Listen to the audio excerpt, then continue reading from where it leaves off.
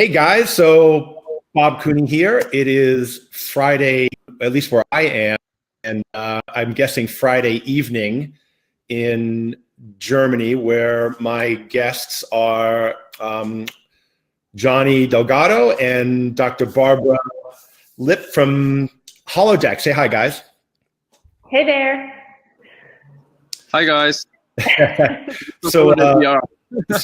So Johnny is at Munich. Are you at the Munich airport or Berlin airport?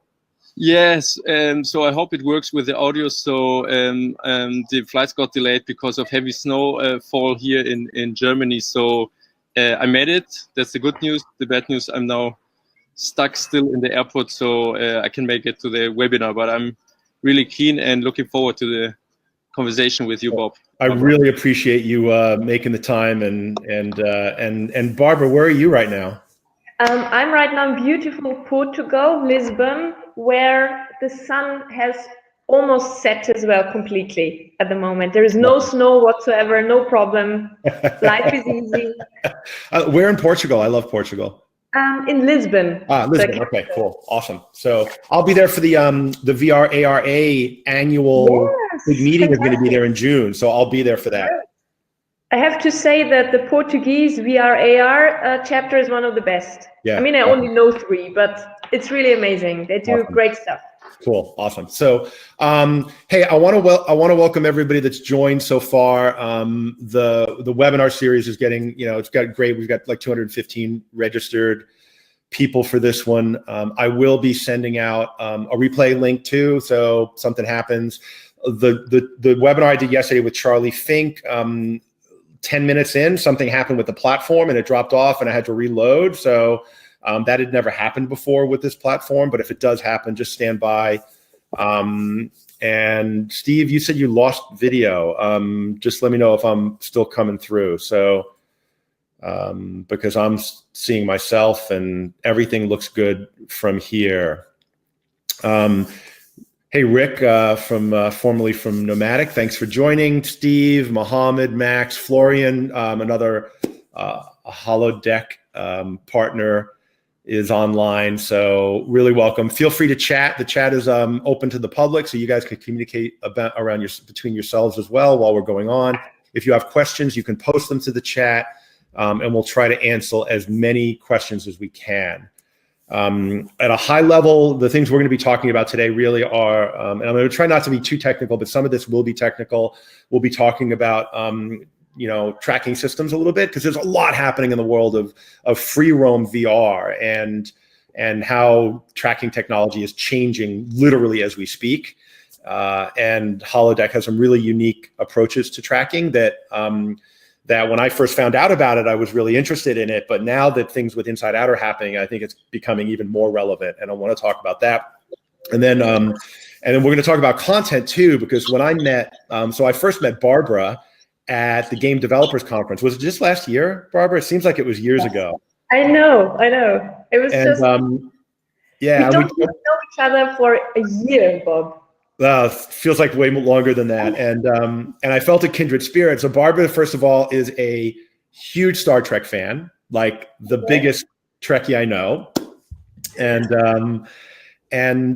so and the thing that she believes in is like this whole content of an open platform and building community around content. And so I was really attracted to that, because a lot of what I hear when I talk to people in the VR industry, especially on the solution provider side, is they all seem to want to control the content. Like they want to highly curate the library, like they know what's best.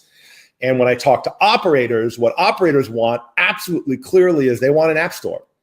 They want to decide what works for them and their customers, and they just want they want a platform that's open. And look, and that's come from the iPhone, right? I mean, the iPhone changed the way operators view platforms. I remember in 2000 when I was a global VR, we were trying to promote the VR Vortex as a platform with multiple games. The narrative was, I just want one good game. And that's what operators would say. And now when you say you have one good game, they're like, well, how many more are coming? And so let's start out with the content stuff, if that's okay. And Barbara, just talk a little bit about your your thinking in theory around content curation and content development around Holodeck. Thanks so much, Bob, for your trust as well and inviting us here to this webinar. So I'm a content creator myself. I started as a character designer in video games back, I think now 18 years ago in Japan. So I was in video games, online worlds, social online games for a long time. And now I re-meet and rediscover a lot of the partners I was working with back then in VR. And it's like a big family coming together again after a break of mobile games. It's a wonderful feeling. I mean, GDC, where we met, is like one of my staples. I have to be there. I meet all my old and new buddies, and because of my I was always involved in game creation, but also then headed the program at one of the biggest European game conferences, Nordic Game. It's still happening. And now I'm head of curation at the biggest VR XR event in Europe, VR Days Europe, where you also are a great mentor this year, Bob. This helps me a lot to have access, let's say, to the best of the best. And when I got involved in Holodeck, actually through VR Days, it was also that I found Holodeck. So thanks a lot to this event that I could become part of Holodeck, which is like a dream somehow coming true for a Trekkie, to work for a company called Holodeck, building holodecks. So, and I think this passion I have for the vision of the holodeck. So my vision of the holodeck is really the Star Trek holodeck, meaning if in the future mankind or humankind is not able to live anymore on this planet, traveling for generations in space, being limited by space, financial reasons, social reasons, health, whatever, they still have the chance to live in worlds that are unthinkable or have been unthinkable before, and do things together that they couldn't do without a holodeck. So this is like my big vision of a holodeck. So we are now doing baby steps, making baby steps towards this, and I'm very proud of this movement, being part of these baby steps. And one of the first, when I got asked to become head of content at Holodeck, one of the first things I did was to create a little outline of what I think should be the content in these like first baby step versions of a holodeck. And it said, no violence, no killing. It should show better worlds, better realities, worlds together. So the holodeck is all about the social experience of people together. It's not the VR a lot of people have in mind, where you have the solitude experience with the glasses on. We have also to think beyond the glasses era, but we're not there yet. So for now, what we can do is just bring fun into people's, to the places where they would go together. We want to see happy faces on kids and grown-ups alike. So it's not the general zombie shooter we had in mind, it's something else. What else can be done if people explore new worlds together? And that's where we start. We start with simple, super casual games, let's say like the Pong, the Candy Crush of VR, and see what's happening. We want to make people happy and then go from there. So it's simple as that. And so that was the thing that really struck me when I did. So a little bit of background. I after we met at GDC, we had a long conversation. We did a little bit of work together from a strategy standpoint, and then I came to Munich, and then we went to Nuremberg to see a demo. And the first demo I saw was about 15 kids aged like 6 or 7 up to 13. It was like a boys soccer team. And they were all just running around giggling and laughing. And I actually have a video that I want to try to share. And I think this is the game. It was called Fruit Splash.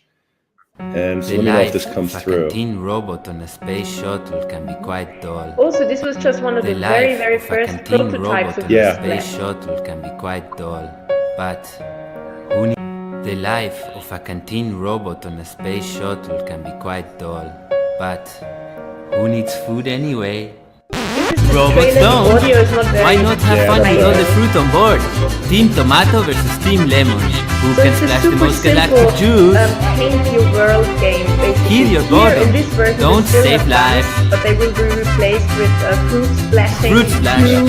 And the players don't actually carry guns. The thing I love about it is the whole thing is you put on a headset and you literally just put on a headset. There's no backpacks, there's no guns, there's no cables. You put on a headset, you walk in, you're immediately in the game, and you're walking around, and there's no learning curve at all. And so I call it kind of like the Candy Crush of VR. But the cool thing is, it's like it's really casual. It's like the mobile casual games that you see on phones versus the Call of Duty, which is the zombie shooters that we're seeing, which are also awesome, and I love them. But there's a place for this, and this is really unique. And when you can have 10 or 20 people in one experience, in that kind of communal VR social experience, it's really fun to watch. And so I've been really amazed by that. And I haven't done anything else like that. So really well done. Thank you. So this was also our goal with Fruit Splash, to have people in and out. There's no waiting time. You can start, or you can join in the game whenever. It's basically like a Splatoon kind of version for VR. You paint your world with your gaze. You have only 2 colors. The universe decides for you what team you're on, either tomato or lemon, and then the battle of the era starts. And so talk us through, like, and I'm not sure if you guys can see this well enough, but this is so this kind of image, and that's pretty small. Can you read that? Yeah. Can you read it, Barbara?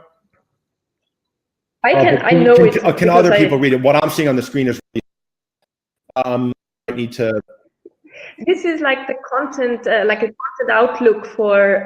Yeah, let's go to this one. I think this one's better. And so, like, I love. Talk us through a little bit. Just like give me like 10 seconds. On each of these games that are available now, and the thinking behind, because they're all from different developers. That's what I love about it. Is you've got, how many developers are you actually working with now? Right now, almost 16 different developers from all over the world, from all continents, almost. So they are hand-selected. So it's a mix of hand-selected content creators I trust that they know what multiplayer VR really means, what social games really mean. And then there are also other creators who come to us. So this is like the open platform we have at the moment. The App Store is in development. Until now, I'm the App Store. So everyone who thinks they have a great idea, they can write me an email and we can talk about it. But at the moment, of course, because there's time restraints as well, people are asking for more holodeck content all the time, our clients. So we work with creators who even already have something where I think this would be perfect on the holodeck, like to port it, or studios or indie developers I really trust. I know they can do it in a short amount of time. And so I'm just kind of flipping through the different screenshot you sent me, just to kind of show the variety of different games that you guys are working on, just so people can see the breadth. But again, they're all like super simple and they feel light and airy and fun to me, at least when I see them. Yeah, we have only very few and very like straightforward guidelines. The content should be positive, inspiring. The replayability should be big. It should be social, so it doesn't make sense to play it alone. And physical, because the holodeck is all about moving around in a very big space with a lot of people. If you have this and no killing or violence involved, then I'm happy to talk to anyone.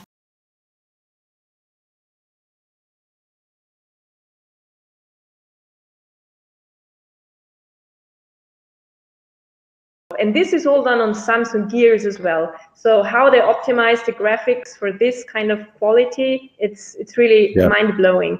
And this is what we're looking for as well. So developers who can work with the simplest headsets without any other peripherals, even no controllers for a lot of games. Because this is what our operators and clients want. They don't want to spend 15 minutes setting up their people, their visitors. So this is one of the more technical requirements we have. Other technical requirements are, for example, area size adaptiveness. The holodeck knows how big a room is. Every big is different. So the content needs to adapt to this size as well, in terms of pure size, but also meaning. So you cannot just, cut a monster. And that's a good segue over to the tracking system and how, because everybody has a different size space, right? So, excuse me. Hold on, Johnny. Mohammed has a question about licensing, and I don't quite understand. He's asking about licensing, but there's that could mean a million things.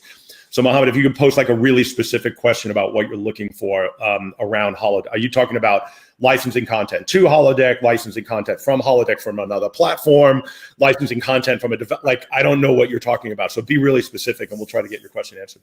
Go ahead, Johnny.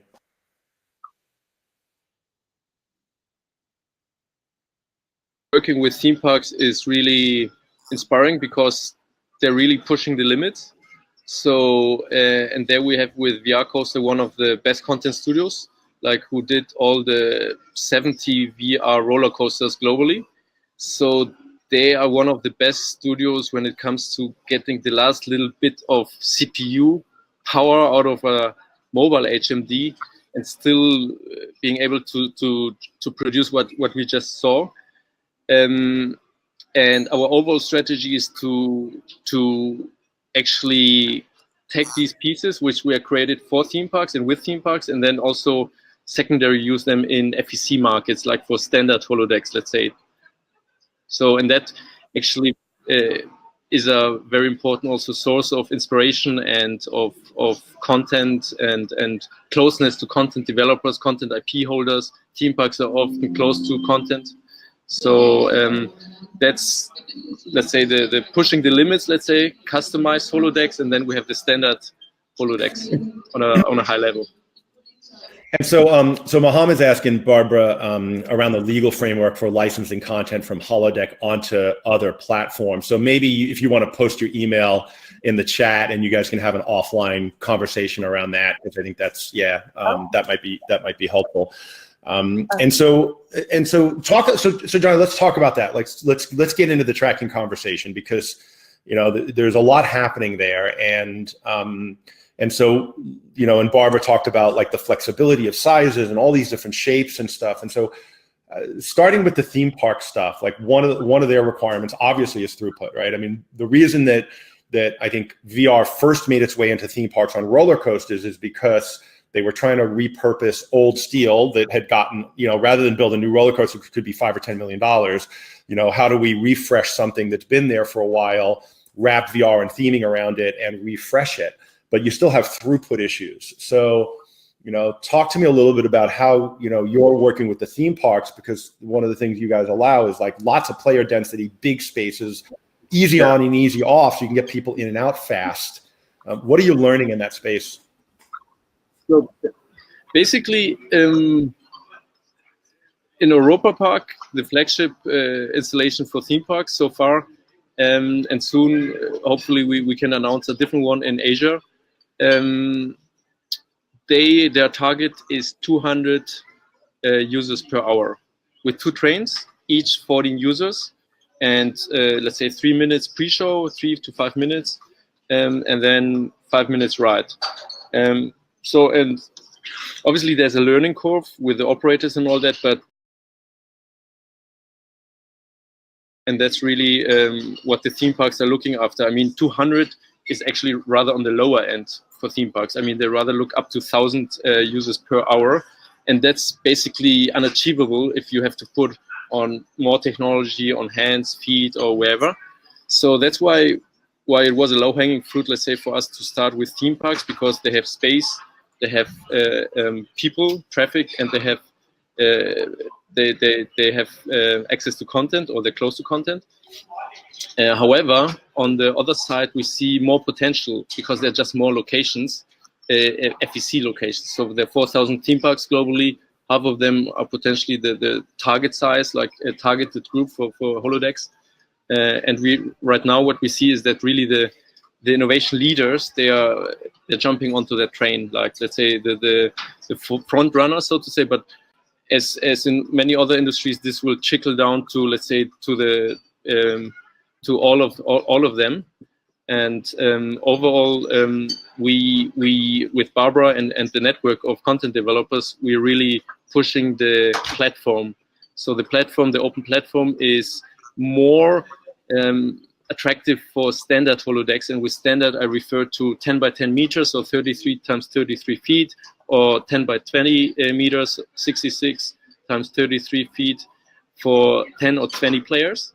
And there, really, what we are telling to close the bridge from content, we're telling the content developers, okay, please start working with 8 by 8 meters, so 24 times 24 feet. And this is the minimum space you're going to get, and we make sure that you get this from the operators. And then we would love to have some kind of responsiveness, so that for operators, they can really use the last little square meter they have for operations and monetization. So we implemented that feature already in some content, so that with a browser window, you can really, the system automatically knows what size it has, and then the content adjusts and unfolds itself.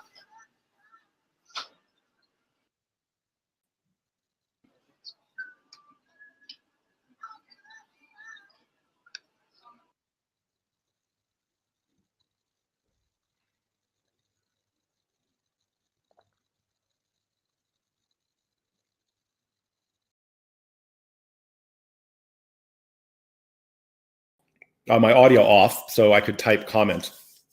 And those guys just dropped off. They're coming back on. So everybody's got dicey connections right now. So apologies, but I'll talk for now.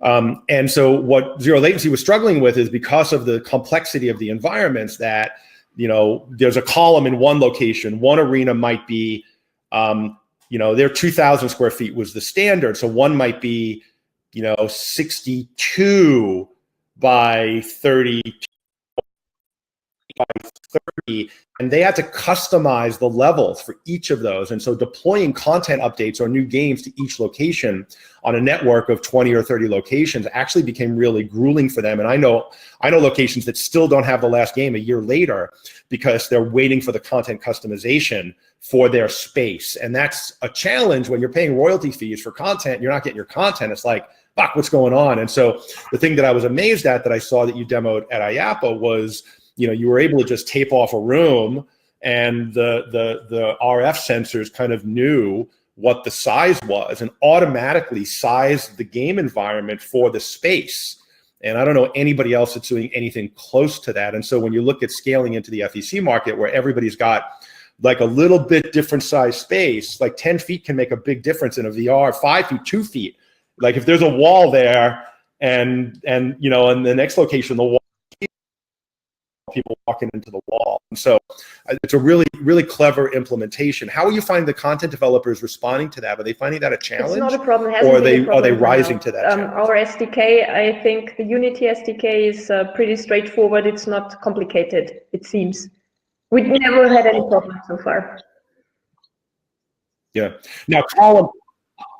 So one of the comments in here is on columns. Now, obviously, columns are a challenge. Is there a way to drop a column into the space easily for a content developer or for the operator, or does that take customization? So actually, I just came off from a location scouting in Berlin with a potential joint venture partner, and what we saw there is 6 meters spacing between columns. This was just a, let's say, older building, and this is obviously a challenge. And as we did with the responsiveness, you could think, depending on the content, to even in our SDK to place a column, and as we have props, of course, in the SDK, you could actually say, okay, this is a column.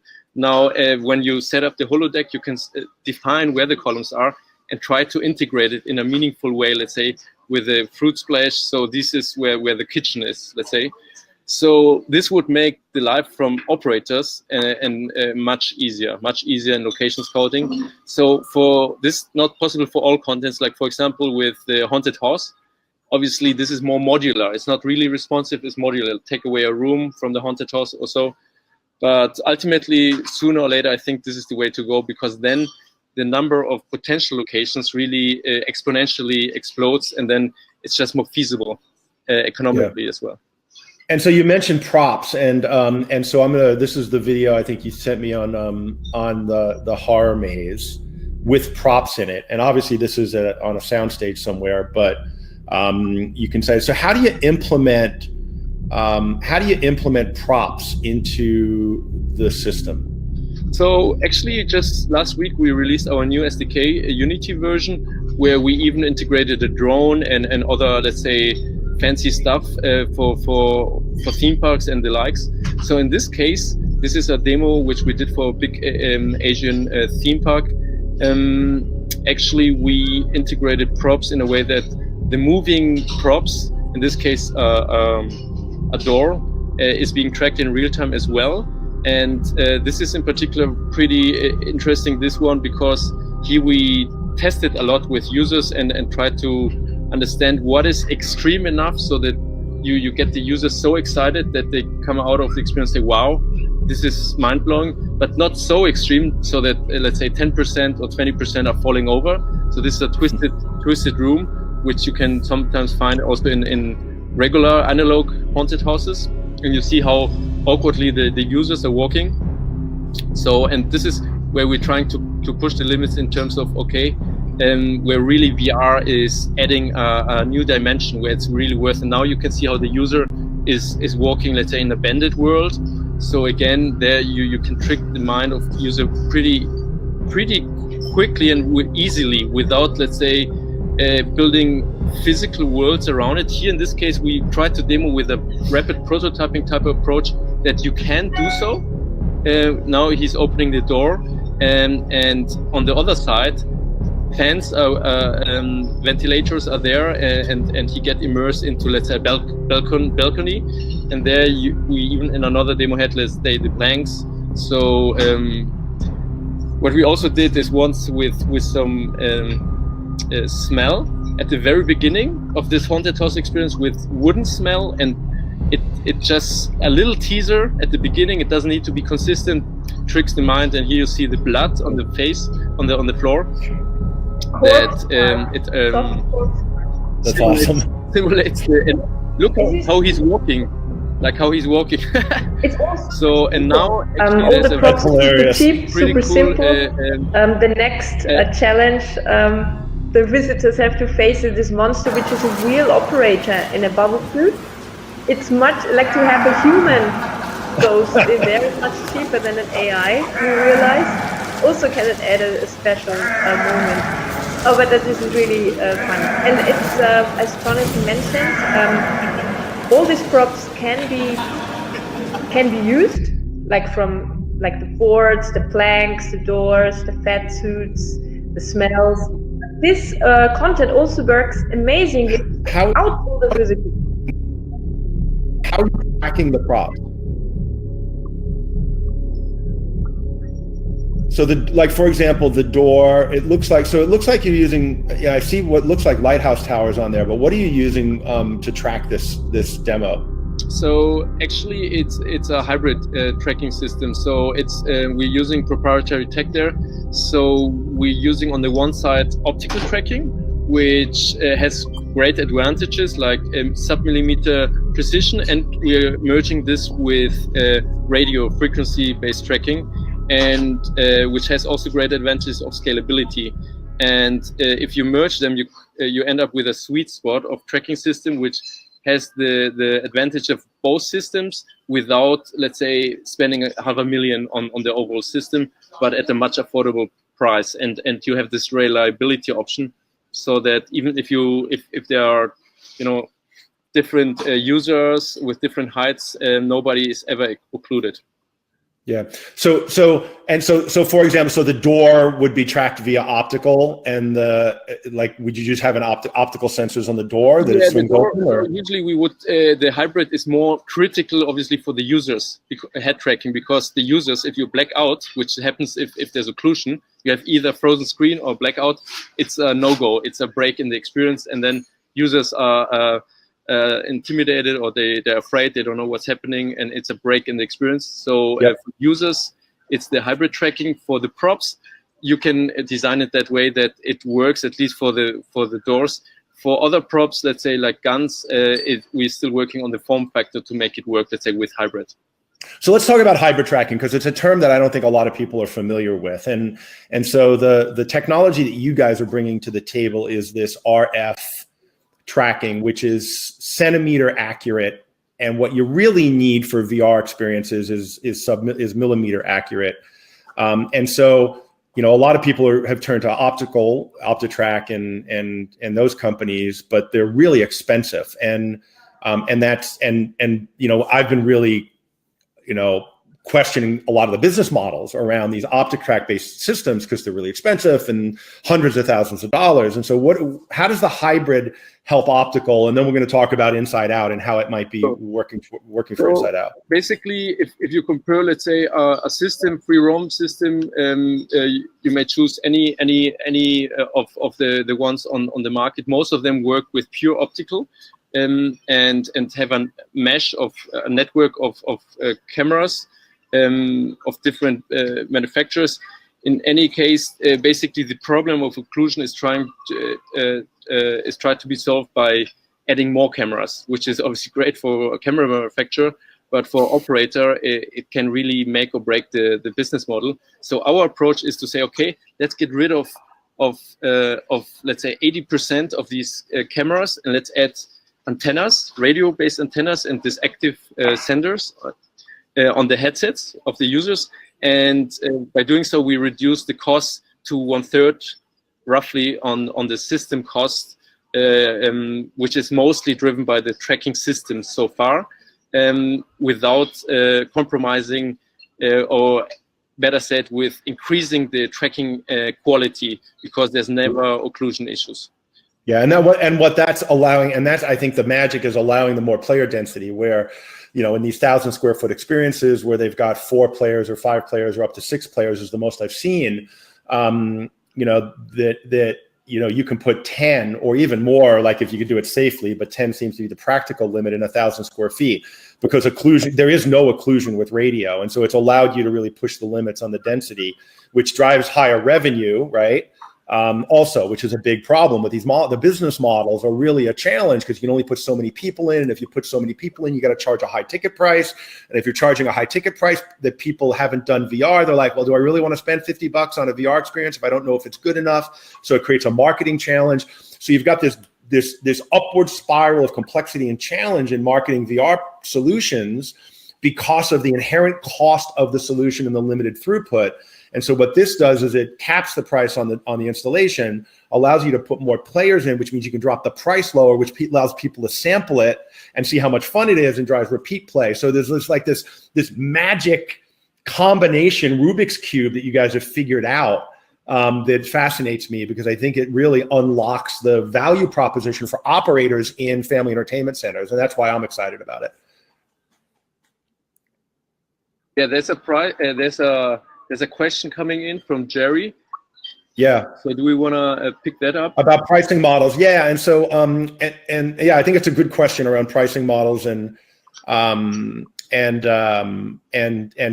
tickets. And again, there's only, there's a handful. It's a fairly new solution. I mean, you've been working on it for years, but it's only in a handful of locations. So talk about the implementations in the family entertainment center industry and what you've learned so far. Sure. So actually, we installed 7 holodecks 2018.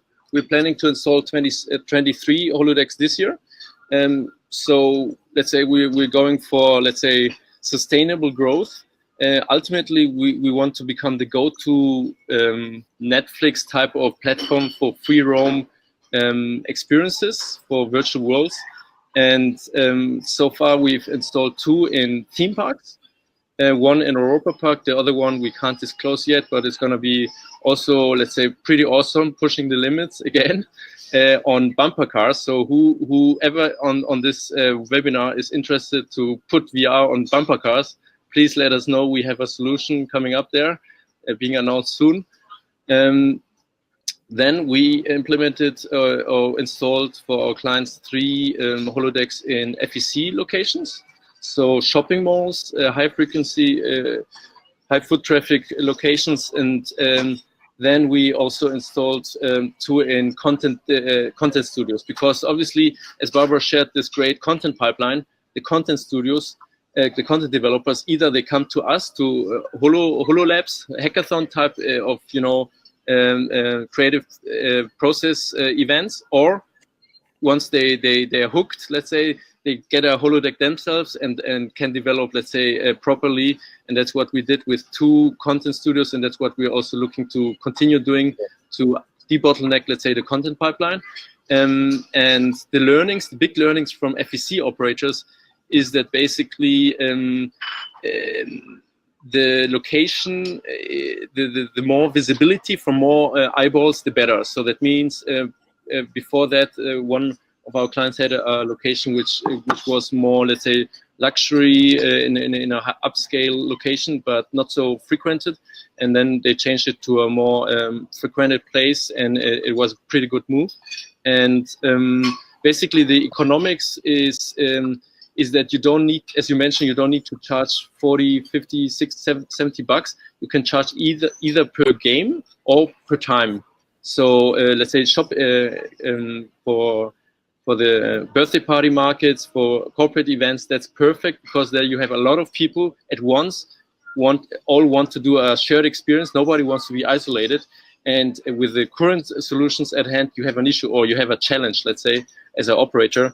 And these are some learnings. Obviously, with pricing, you can still play around, but in good weeks, good locations, you can easily have 6,000 users in a week, let's say. So there's a company that installed this in a mall in Mexico City, and this is, I think, the one that Johnny's referring to, and they're actually out in the common area in the mall, and the more people that see it, the more they want to do it. And what I like about this is the Fruit Splash game specifically can be like a rolling game, because it has rounds, and the operator can set the length of each round, and you go from one round to the next. So you can set 60-second rounds and give people a 5-minute experience, and they play 5 rounds, and you can cycle people in constantly and out constantly. So you don't have to like the laser tag model, which is you get a group suited and you bring them in and you bring them out and you bring the next group in.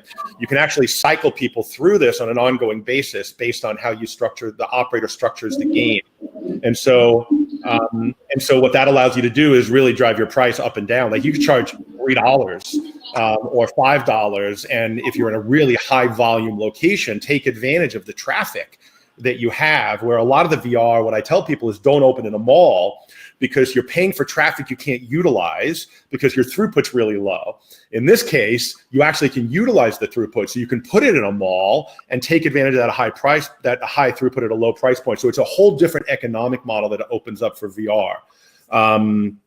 And so I think that's a really unique attribute of this, and it's going to be interesting to see how people push the envelope. So Jim's asking about, and I do want to save time to get to the tracking system, because that's what I'm interested in, and maybe you guys don't give a shit about that, and that's fine, but I think it's really important.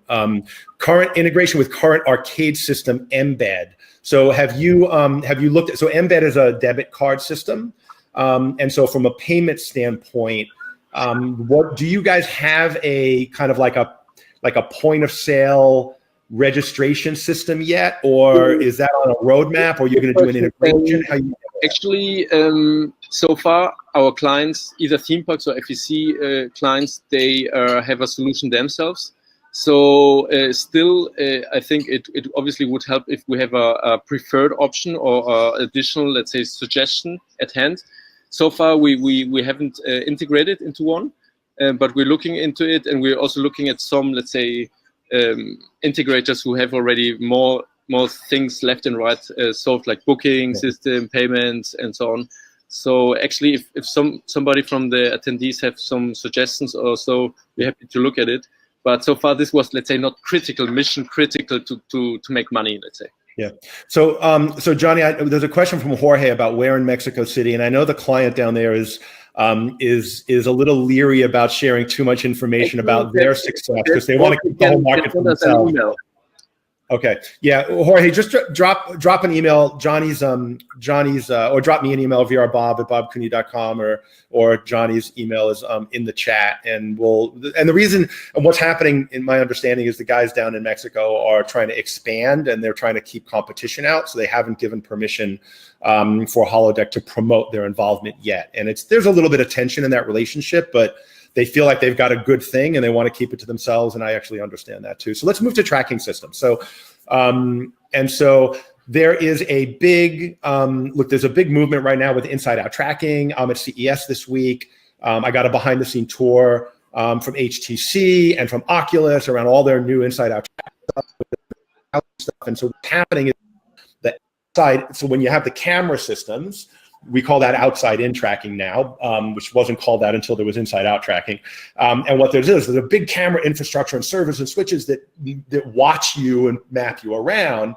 And so now what's happening is they're putting the cameras on the headsets, and the cameras are doing what's called a point cloud, and they're looking around the environment, and they're sensing using the same depth sensing technology that's in the new phones, like the iPhone X, that allows you to do like animojis and 3D photos on video.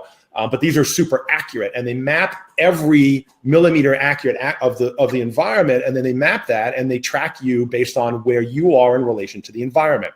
And so the theory is that that's going to remove the need for external tracking systems, which means that for $500 on every headset, you get tracking built in. I've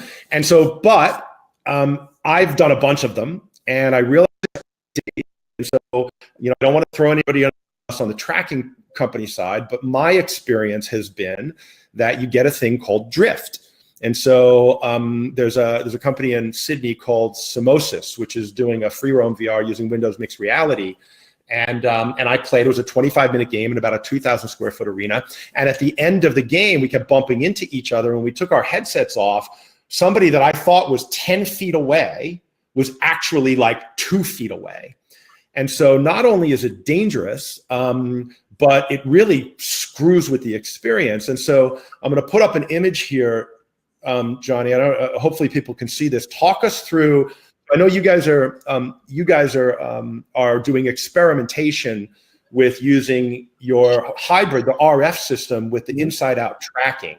And so walk us through what this little image is. So basically, what this is a bird's eye view on the holodeck layout.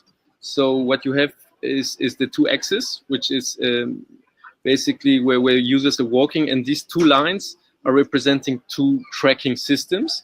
However, let's say the user, in this case one of our engineers, he just walked once. He walked this path just one time with two headsets, being tracked with two different tracking technologies. So that's important to understand. So what is the blue line? The blue line is the reference tracking system. So that's the absolute sub-millimeter tracked by optical tracking system outside in. So basically cameras installed on the ceiling tracking the tracked headset. And the red, what is the red? The red is basically the inside out headset being tracked by the cameras attached to the headset, trying to understand where the headset is compared to the environment, and this is being overlaid. So basically, what you see here is that there's on average, let's say, a 10 to 30 centimeter difference between these two lines, and the maximum difference is up to 1 meter. If you see on the bottom left corner. So what that means is essentially that inside out, pure inside out, is not ready for prime time in LBE sense, because that's obviously a health and safety hazard. If you think you're there, but actually you're really there, or if you think that the user is there, but the user is really just next to you. So this is just a measurement thing. So obviously right now what we're trying to solve is to find a solution, because we're really bullish on inside out, even further bringing down the cost of the system. So what we are doing right now is integrating this inside out, which is great, however, which needs absolute positional tracking system on top, like a reference system, in order to be perfect, to be let's say, the dream tracking system for free roam VR, and that's what we're trying to achieve and what we are hoping to bring to the market in the second half of this year. Yeah. So so those of you that are asking for this document, I'll go ahead and post it to my Facebook group. So if you just click on that, you can join the Facebook group, and I'll give you access to this image, and we'll share it, and I'll talk about it on the Facebook mentoring group. So if you look in the chat, there's a little button that'll take you. Just click join. We'll let you in, and we'll share some of this information there as well. And it's a really good community of people who are really active and doing shit in the VR, location-based VR market, and so. It's not a BS group where there's a bunch of crap posts. At least I hope not, and I'm trying to keep it that way. So, so the implication would be that, you know, like in a room of, let's say, 1,000 square feet or 2,000 square feet, if you were going to use inside out, how many RF points or transceivers would you need to layer on top of that, and what might the cost of that just roughly add to an inside-out solution? Okay, so basically, obviously, the hopes of many companies or many groups working on free roam based on inside-out is that you just coordinate content on these 8 headsets or so, and then off you go. So, and I guess as this also is being said on the chat, I think that it's not as hoped or wished, and that's also what we saw on the Oculus demo, that it needed some preparation, like where the inside out was presented. So it's not plug and play for LBE, not for sure. So we can't really disclose figures, but we think on the order of magnitude compared to our current, let's say, system sale, that we can achieve price reductions of, let's say, 30 to 50%. Roughly. So, and that is obviously a big thing if you consider that then many more locations and operators can use free roam VR as a profitable business model for their location. Cool. So, and so price-wise right now, so if somebody were looking at this and wanting to get into a solution for an FEC, let's say 1,000 square feet, 10 players, up to 2,000 square feet, what's roughly the price range of the whole thing? You mean based on inside-out technology? No, based on the current. The current tech. So the current tech actually hybrid of. is. So now you're using a hybrid of optical and RF, right? And you're gonna and at some point that'll move to inside-out, but that's still far enough in the future where who knows what that's going to cost. I'm assuming. Exactly. So currently, actually, there are the costs depending on the sizes. So this is the main driver what distinguishes. And the small setup, 10 by 10 meters, for 10 players is $145,000 US, which is roughly 14.5K per player. Compared to other systems, still very price competitive. However, the really big advantage of the Holodeck system, it comes with a bigger system, 10 by 20 meters, where you pay $187,000 US for 20 players. So it's roughly $9,350 per player, compared to either 20,000 or even 40,000 US per player on other systems. Yeah, I'm finding that the 25, that what I tell people is, you know, you need at least a ratio of 4 players for 1 attendant and $25,000 per player at the top end to make the economics work. And so in this case, you're looking at how many attendants would you need to run a 10-player system or a 20-player system? Do you, so in a steady state, after installation and training of the operators, you need 1 attendant for 10 players and 2 to 3 for 20, because 20 then you start with complexity and all that. But that's also, let's say, the best attendant to user ratio we've seen so far. So that's also a benefit for during the operational life of the Holodeck. Yeah, so I think that you know, $7,000 to $15,000, $12,000 price per player is really a sweet spot. Like that gets into arcade game territory. And if you've got the volume where you can really get 10 people through or even 20 people through during peak hours, you know, the numbers, the economics pencil really well. So I think that's really interesting. So what other applications do you see for the tracking, the hybrid tracking, like beyond, you know, obviously it's going into theme parks, it's going into family entertainment centers. You know, are you playing around? Because I think the comment here, and I want to confirm this, but Cedric's comment was 2.0. I assume he's talking about Lighthouse 2.0. Mm-hmm. And so you're seeing a lot of companies now that are building 4-player and 5-player solutions for Lighthouse 2, and he just confirmed that. So how might, you know, the RF tracking technology from Holodeck layer on top of Lighthouse 2, and are you playing around with that at all? Because that's an emerging standard that we're seeing. Yeah. So basically, we thought about it, but when Inside Out emerged, and we actually preferred the integration within us. Obviously, our engineering resources are also limited, so we think that Inside Out is let's say the way to go, and that's why we leapfrog, let's say, the Lighthouse integration, and that's where we are. To your question, where else can our tracking system work? Actually, we, besides the global distribution partnership with VR Coaster for theme parks, we also signed at IAAPA in Orlando a global distribution ship with Whitewater West. It's the leading water attraction company based out of Vancouver in Canada. And there we are also pushing the limits on, let's say, what can you do in terms of VR and MR in the water attractions business. So may it be VR on water slides, water rides, and the like. Yeah. Yeah. So Rick, to answer your question about the hybrid, I think the hybrid, first of all, it's not IMU. I think IMU's, I haven't seen a good implementation of IMU done anywhere. It's RF.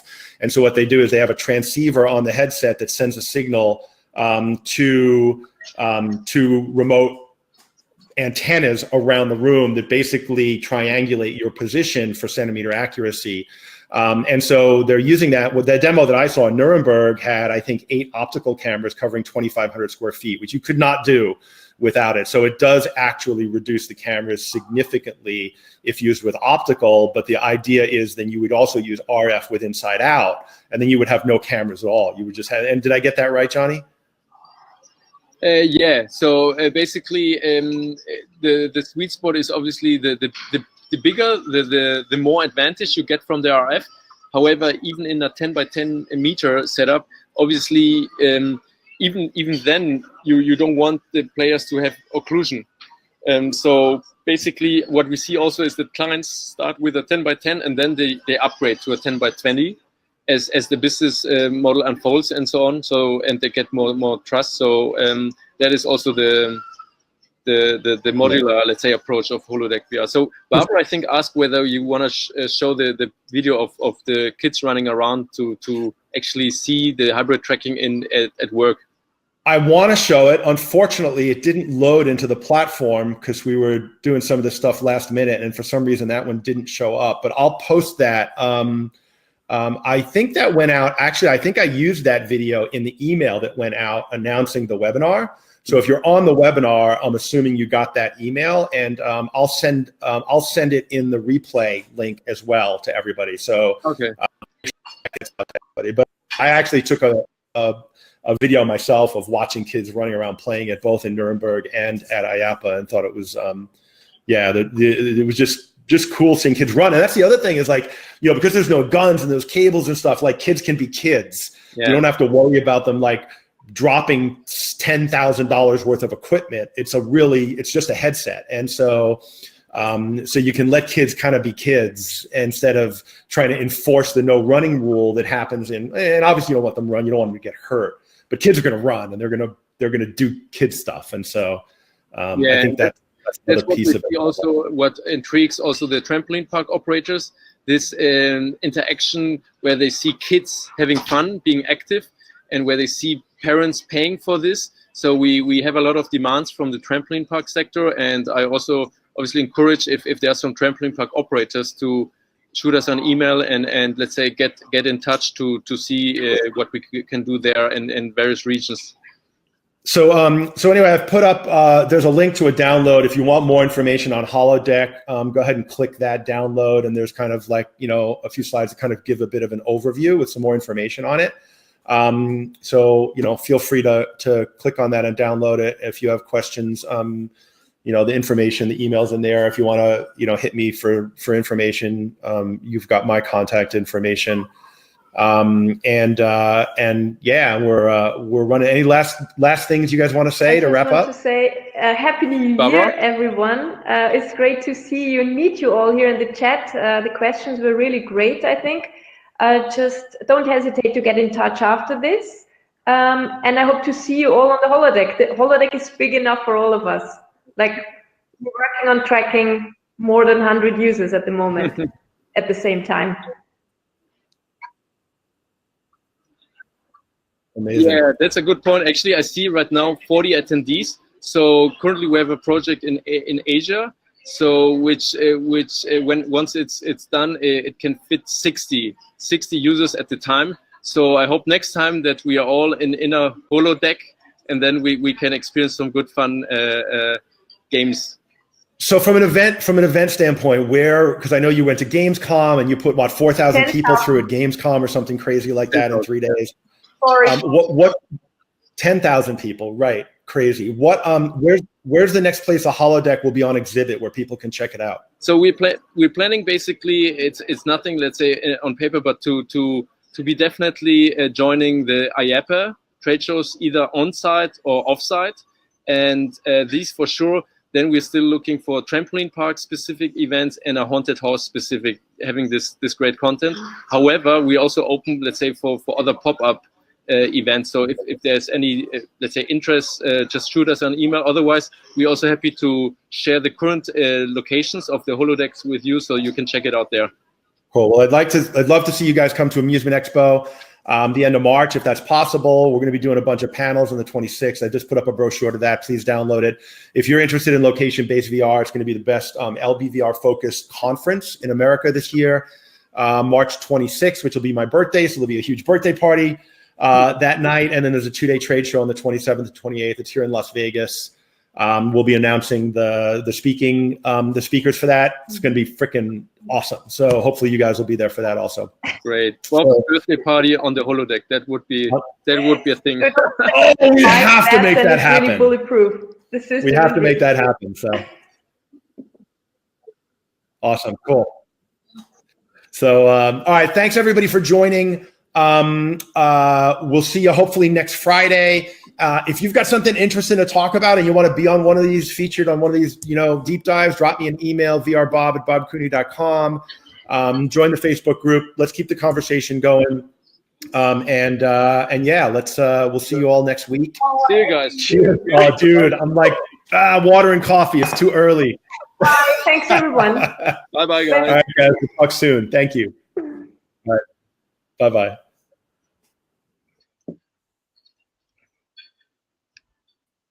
Ja, Johnny, jetzt beneide ich dich wirklich. Barbara? Warum?